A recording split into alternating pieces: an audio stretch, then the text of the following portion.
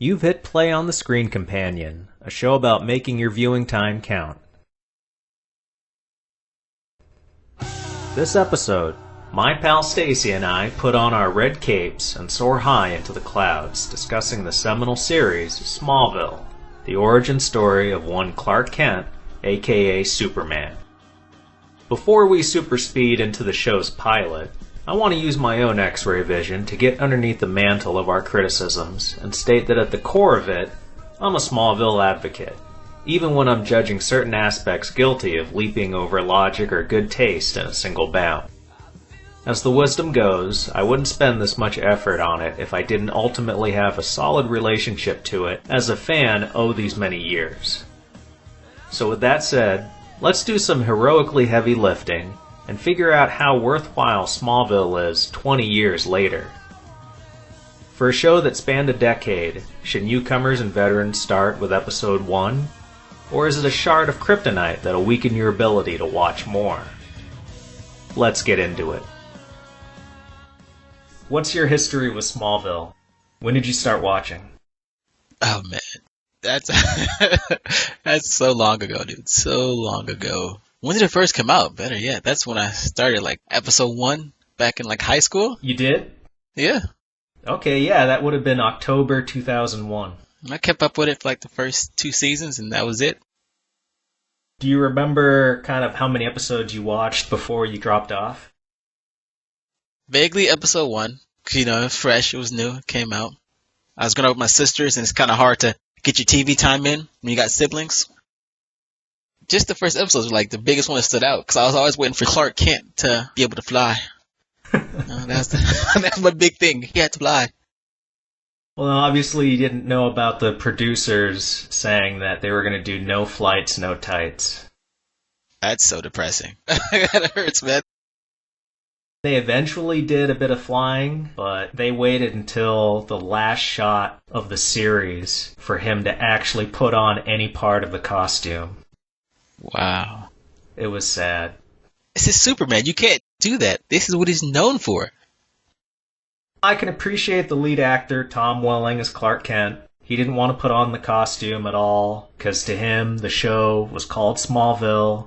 It's about him before he really becomes Superman. So he figured once he put on the outfit, that would be the end of the show. That makes sense, but I want that build-up to at least some type of this guy is going to become greatest man in the world. And it starts off with his powers. You want to see all his powers. You got to. It doesn't care if you don't like it. You got to show them all. Well, so you dropped off around season 2 or 3. Did you ever watch any episodes later in the series? I definitely did. I just can't remember. None of them stood out to me. It was more appointment viewing for me, watching what at the time was maybe the only live-action comic book show on TV. It was a different time back then. Dang, it definitely was. We'll say that I'm a bigger fan than you are. I followed it all the way through. It lasted 10 years. I started watching it in 8th grade, and when it ended, it was my last year of college. You were definitely dedicated, man. Well, at a certain point around season 7, that's where it lost some of its polish. At that point, I was just finishing it because I had stuck with it for so long, I just wanted to know how it ended. And the commitment finish. The best years were behind it at that point. And what's really funny is that Tom Welling, he's a very mature-looking freshman in high school. By the time the show ended, the character and I, in real life, were about the same age. But of course, by that point, Tom Welling straight up looked like a man, and I did not feel like one. Wait, what? Oh, man. Because, by that point, he's in his 30s in real life. I'm about 23, 24, which is the age that character is at the end of the show. Oh. But we still don't look alike. As far as our maturity, our physical maturity. That's good, though. That's good. So you literally grew up with Smallville, man. It was a constant companion. I remember all the highs and lows. I remember when Michael Rosenbaum, Lex Luthor, he left the show at the end of the 7th year. And everybody was wondering, how's it going to be after him? Spoiler, not very good. Wait, he actually left? He was smart enough to leave because the creators were leaving, the quality of the scripts, the budgets, I think, were going down. So he felt like it was time to go. There's only so long you can shave your head. Oh, true. I'm kind of interested to see, like, just where the show goes now, just because you told me that. Oh, I think you'd really like it, actually. I don't think you'll love every single episode, but there's a lot of comic booky stuff, a lot of characters that until recently they were the first portrayals in live action TV, a lot of Justice League stuff. So I think you'd get into it. Love me some Justice League, man. That's key right there. That hooked me. We watched the pilot. What were your initial thoughts on it? Your initial impressions? I started watching Invincible, Season 1, on Amazon. I binge-watched that before watching this. So that has a big impact on how I felt probably and how I looked at the show. But overall, just episode 1, just the pilot, I'd say it was decent. It was a little lackluster at points, but it was decent. Wasn't amazing, wasn't good. It gave me a taste like it should have, wet my whistle. I was interested. I still am. I'm not hooked yet, but I'm willing to give more episodes a shot based off what I saw. Isn't that what a pilot needs to do? Sounds like mission accomplished. It definitely is. As long as I keep my opinion of Invincible to the side and just focus on what I saw, yes. Especially for its time. Add that to it, it's like, okay, this was 2001. Expect some low quality FX. It's alright. Get over it. Hang through it. And it's still good. Tell me if any of this struck you too. After watching this thing, I gotta say, it really moves at a quick pace. It feels like all set up, and it really cashes in on the fact that it's tied to Superman. It expects you to fill in some of the gaps with what you already know of the characters. I definitely agree with that. Definitely. Like from the get-go, first 5 minutes. And is it just me, or does Lex Luthor feel like an afterthought? He's barely in it. Yeah. He's in the beginning with the meteor shower as a little boy, but the Lex that we know and love, he's in it for the car crash where he hits Clark. Yeah. And then a couple of mea culpa scenes, and then creepily he wants to be Clark's friend for no apparent reason besides Clark saved his life. True. Because realize that Clark is supposed to be a high school freshman. Lex Luthor, he's got to be at least in his early 20s in the show. But this millionaire wants to hang out with a 14-year-old boy. You make it sound so dirty. It's like... It's dirty now in 2021, but it was a simpler time in 2001. It was, but you got me thinking of Lex Luthor's like the priest here, No, nothing too weird. And later on in the series, Lex gets involved with Lana Lang, but luckily they wait until, I think she's either a senior or after high school is when they actually hook up, so by then she's firmly in the age of majority and it's not as weird. See, speaking of that, now you got me thinking of Clark Kent. That man's a creeper. Hardcore creeper in episode 1, dude. We'll get to that. We'll get to it, okay. What did you think of the opening scene, the meteor shower? What did you think of the visual effects? Just the whole presentation? Got to go based off its time. I can't put it to today's standards, because to today's standards, I just be real. It's flat out garbage. It was disgusting. It was horrible. But for its time, oh my God, it was amazing. It was what you want to see. You want this to go down. You want to know, hey, who's coming to Earth right now? Baby Superman. Loved it. It was great. Only thing that got me was I'm fast forwarding a little bit, but when they showed Lana Lang, they mentioned this, like just touched on it briefly later on in the episode, but apparently she was 3 years old.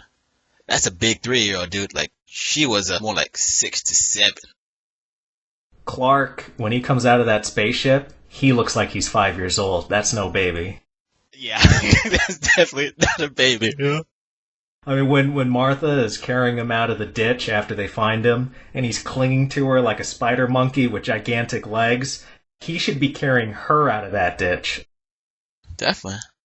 But considering how old he looks there, you would think he would remember crash landing in a spaceship. Yeah, and just walking to some random people. Like, hey, pick me up. I'm your friend. The one part that I didn't like with that was Lon Lang's parents, how they died, and the meteorite hit their car. It's a pretty funny shot. It's funny in the fact that really, come on, who jumps out the car, looks up, oh, that's a meteorite. Let's just stand here. Let's get hit by it. There's no attempt to dodge, duck, roll, maybe dip.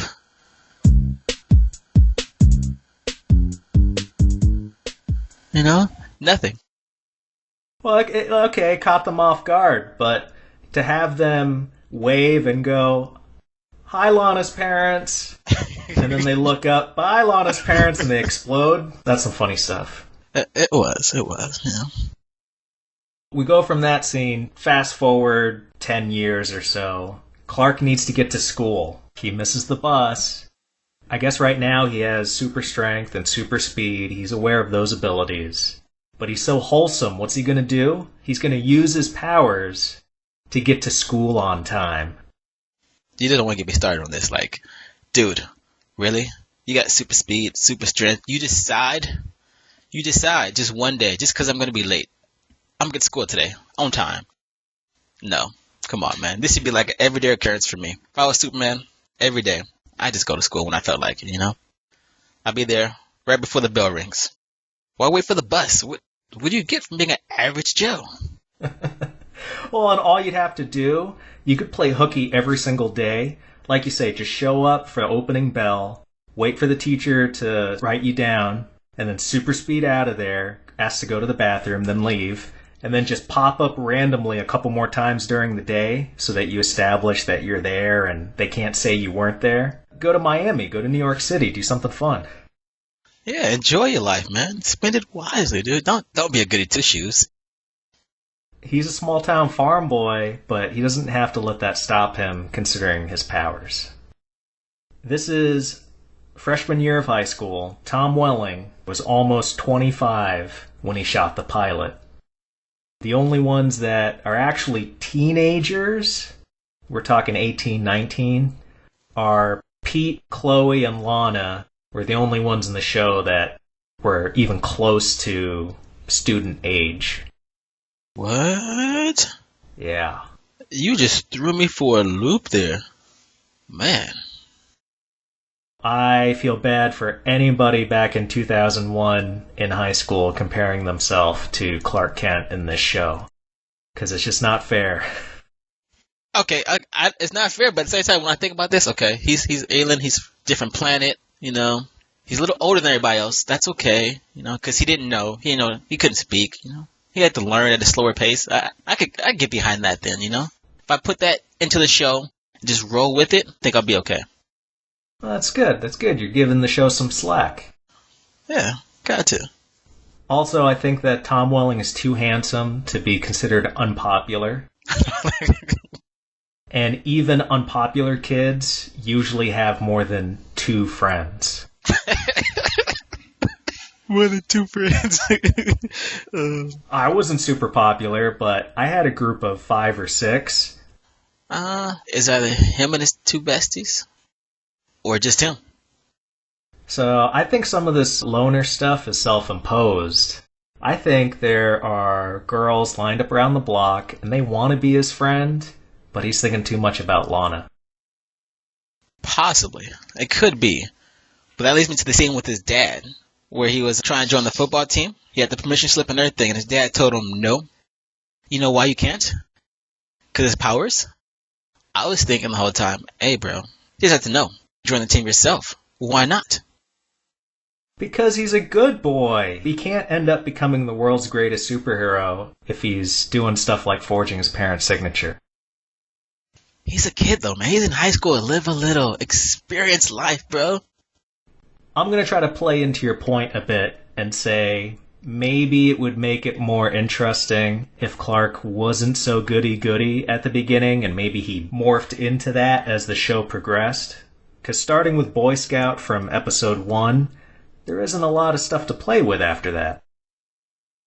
I don't know, it's just not right. Like, He doesn't learn life's lessons, He's not learning anything. He's just being good, going with the flow. You got to go against it. Never mind him having superpowers. I've got a very obvious reason why Pa Kent shouldn't sign that slip to play football. Why is that? It's unfair because he has superpowers, but it's more unfair, regardless of those powers, because Clark is a 25-year-old freshman. Okay, I'll accept that. That's cool. But I would love to see him kind of, cheat on the game a little bit, join the football team, become the quarterback, chuck that far pass, knock somebody out, knock them unconscious. Well, I've got some news for you, Stacey. He does join the football team in the 4th season. I got excited. I was like, oh man, this is going to happen. I'm going to see this soon. And then you said 4th season. Let's talk about the villain of this episode, because there's the Freak of the Week in all these early Season 1 episodes. And for this one, it's the Scarecrow Boy. Another high schooler that looks like he's 25. That guy has some cool eye bags. Dude, he was actually technically 30 something? Because his senior class graduated 10 years ago, 15 years ago or something they mentioned. Yeah, but they say he hasn't aged at all. Yeah. Oh, true. So if you see him at the start of the episode, he already looks like he's 30.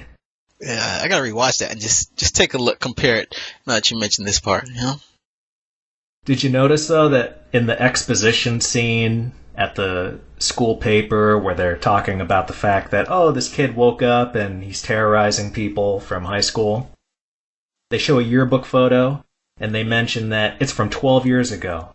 And then the next thing they say is, he was in a coma for 12 years. And then they say, 12 years ago today, the jocks strung him up in a field. That was something else. That was special. That scene, I understood the purpose of it, but I wanted more build up for it, man. I felt like they introduced him. It was just kind of a side note, we need some kind of climax for this episode. Just Clark being goody-goody, being an average high schooler right now. We need to spice this up. How? Freak of the Week. Which I agree with, but they pack so many ideas into this pilot that everything feels like it's not getting enough attention. A la this Teenage X-Files aspect of the show. Chloe just says, hey look, I've done research, there are a bunch of freaks in the area. And then they just go with it, and it plays into their weekly adventures. Yeah, it definitely is. And the fact that, I don't know, they could have played up it more because Clark was shocked that they had this whole wall/room dedicated to this stuff. And he didn't know about it. I'd like some more background, How long have these people known each other? How long have they been friends?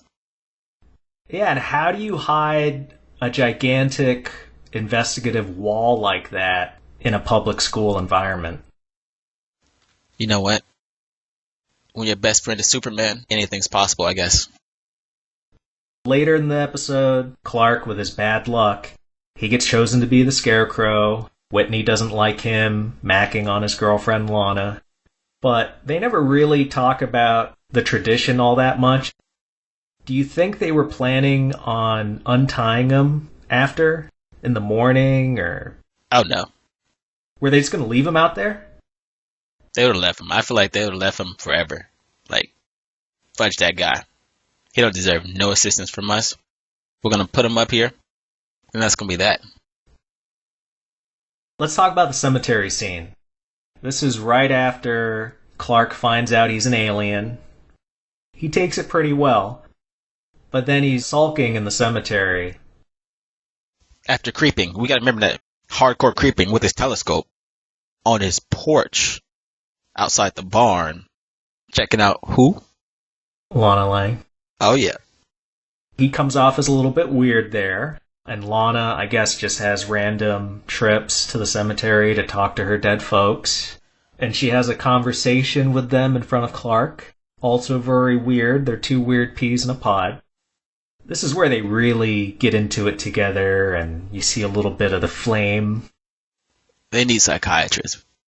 I want to say her more than him, because she actually witnessed her parents die. A cemetery scene just brought it home for me. Kind of brings her human side and Clark's human side to you. It connects you to him, which was nice. Did you notice toward the beginning when we're introduced to Whitney and Lana, and Whitney says he wants her to look over his homework, and he gives her a floppy disk? Oh, I didn't catch that part. I didn't. Oh my god. I had to rewind it. At first I thought it was a folded slip of paper, and then I realized, no, that's a floppy disk. Floppy? It was 2001, man. At this point, we had CDs. Well, there's still a lot of people using floppies, because you figure all those parents bought those 100 packs in the 90s and then slowly used them and made their kids use them for homework, even after CDs came out. Yeah, so it tracks. It gives it some realism. Him talking about his homework makes me realize that there isn't a lot of school stuff in this first episode. What do you mean by school stuff? Like, we're talking actually attending class? They show kids riding the school bus, football practice, Yeah. and homecoming. Okay. Where are the teachers? There aren't even any chaperones at the dance. Where are the adults? So whenever a fight breaks out, they just step aside and wait for Clark to do something. He's got this. He can handle it.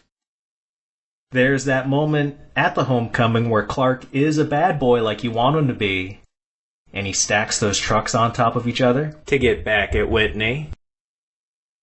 Although conveniently, we don't see him actually do it. True. That would cost a lot of VFX money. That brings me to that epic fight scene in the climax. It took a tumble for me, man. The episode just fell. Well, it felt pretty tacked on and cheap, didn't it? It definitely did. It's like, oh man, we introduced all this stuff now. We're running out of time, people. How do we sum this up and finish this story and make it a nice pilot and bundle it up? And they wrap it up pretty quickly with that Scarecrow kid, because he gets electrocuted and then immediately gets amnesia and forgets that he just fought Clark. That's epic. That was like, whoa, bro, you can, you shoot electricity, you own this, this is your thing, and all of a sudden it zaps you and fries your brain again? Wait, what? What? Yeah, they needed a quick out. They don't want you to think about it, just go with it. Yeah. It's not the last time in the series where people conveniently get amnesia really fast. Is this like a small town thing? Like, we just... amnesia. That's our thing, folks, you know? We don't like it, you get amnesia for it. Sure, because how else do they explain the fact that this guy grows up in a small town and nobody puts two and two together that he's got superpowers? This is the only way. People must accidentally get tiny concussions and lose their memory every single day. So, what do we do about Lex then? He's prying, you know? After hitting Clark and not accepting the truck he gave him, you know, he wants to find out what's up with Clark. I wonder if he gets amnesia. That's something that goes through all the way into the 7th season. Wow. Not as much teen drama in this first episode as I was expecting. So that was nice. I wanted more, man. I know, I wanted a better bowl on top of my little cake. Then that's a good segue into this next question. Is it a good start? Compare it to another comic to TV adaptation. I have to compare it to something like more current, like I watched before, Invincible. Part of me is a big part of me wants to say no, but I must say yes. Overall, decent. Like I said before, it does what the pilot's supposed to do. Even though Invincible, I gotta rewatch that pilot and double check. It did as well, but it's two completely different stories, so, you know, you gotta take what you want. I still say, even compared to today's standards, it's good, man. Not amazing, but good. Objectively, it is a good start, because it did run 10 seasons, which was unheard of at the time. And it's still pretty unheard of. I wonder, with all the superhero shows that are on now, would Smallville have lasted 10 years if it was in today's TV landscape, where there are multiple shows you could go to get your superhero fix? Whereas back then, This was really it, especially for live action. It was Smallville. Yeah, that was the only thing. All the options today, if they're willing to update it and the story changed to become more of like what people want to see, the more action, a little more gore, a little more over the top, but also at the same time bring it back down to where it's nice, your kids can sit there and watch it with you, I say yeah. You don't like the pilot so much after watching Invincible, but you gotta put an asterisk next to that, because Invincible is a cartoon, and so they have a lot more latitude to do stuff than live action. They do. Let me give you my recommendation, the same I would give any of our listeners.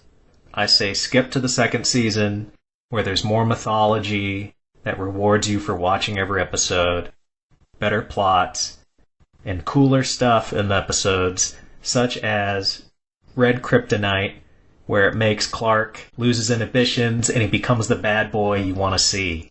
He rides a motorcycle. Damn. I'm liking that already.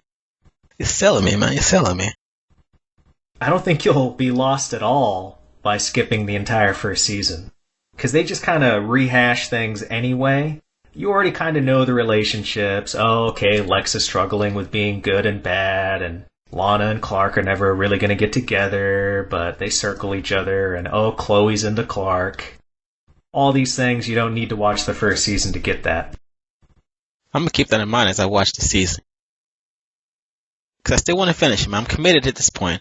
I've seen the pilot. I must see at least the first season before I fully judge it. I'm at that point where, like, I'm committed now. I want to relive this childhood dream.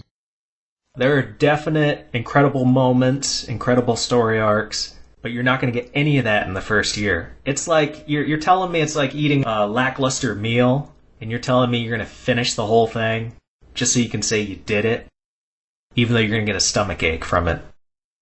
Yes. Yes. Yeah.